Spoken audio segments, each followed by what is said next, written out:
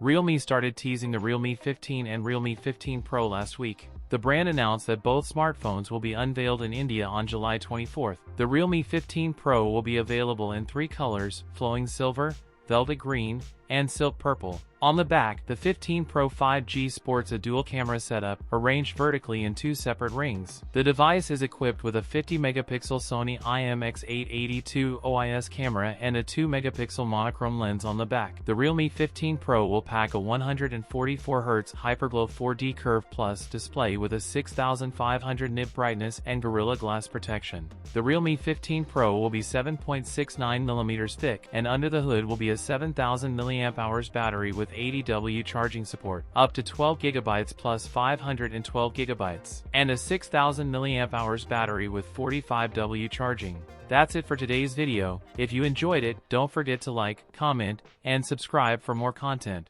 Thanks for watching, and I'll see you in the next one.